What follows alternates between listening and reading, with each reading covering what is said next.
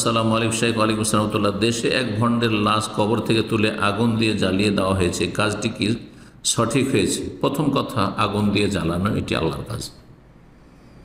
ইন্নাহু লা ইউআযিবু বিন-নার ইল্লা রাব্বুন নার, নবী সাল্লাল্লাহু আলাইহি ওয়াসাল্লামের বিভিন্ন হাদিসে, তার মধ্যে একটি হাদিস এই ভাষায় রয়েছে যে আগুন দিয়ে শাস্তি দেওয়ার অধিকার কেউ রাখে না, একমাত্র রব্বুন নার, যিনি আগুনের মালিক, আল্লাহ রাব্বুল আলামিন। তিনি জাহান্নামে শাস্তি দেবেন, তিনি কবরে শাস্তি দেবেন, তিনি আগুন দিয়ে শাস্তি দেবেন। কোন অপরাধীকে আগুন দিয়ে শাস্তি দেওয়া জায়েজ নয়। জি, লা তুআযিবু বিআযাবিল্লাহ, আল্লাহর আযাব দিয়ে তোমরা আযাব দিবেন না, মানে আগুন দিয়ে তোমরা শাস্তি দিবেন না, পোড়াবেন না কাউকে, জীবিত হোক আর মৃত হোক, এটি জায়েজ নয়, হারাম। 2 নম্বর কথা, আইন হাতে নেওয়া জায়েজ নয়। জি, এই ধরনের অপরাধীকে তাদের জীবদ্দশায় সরকারের ওপর বড় ফরজে শায়েস্তা করবে, শায়েস্তা করবে, তাদের কঠিন শাস্তি বাস্তবায়ন করবে, কারণ এরা হচ্ছে তাগুত।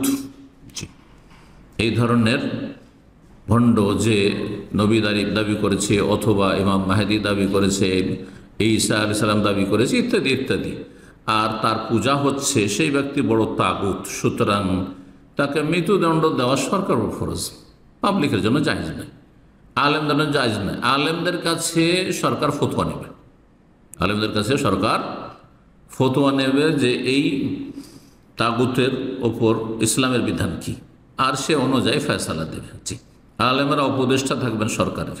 আল্লাহ যেন এরকমের পরিস্থিতি তৈরি করে দেন মুসলিম বিশ্বে। পাবলিকের জন্য এই ধরনের কর্মকাণ্ড জায়েজ নয়, এতে বিশৃঙ্খলা হবে, ফিতনা ফাসাদ হবে, আইন হাতে নেওয়া হবে, আর এতে কোন রকমের ইসলামের কল্যাণ নেই, ইসলাম বিরোধী কাজ, হারাম কাজ এটি। সরকার কাছে আপনারা দাবি রাখবেন, কিন্তু আজকাল দাবি করি, চেঁচামেচি করি আর মিছিল করি, কিছু হচ্ছে? কিছু হচ্ছে না। কোরআনে অবমাননা করছে, কিছুই হচ্ছে না। জি, সে কাফের, জন্মসূত্রে কাফের করুক, আর জন্মসূত্রে মুসলিম মুরতাদ এরা করুক, কোনো শাস্তি নেই এদের। এই তো হচ্ছে বর্তমান অবস্থা। আল্লাহ এই অবস্থা থেকে মুক্তি লাভের তৌফিক দান করুন দেশ এবং জাতিকে, মুসলিম ভাই বোনদেরকে, মুসলিম নেতৃত্বকে।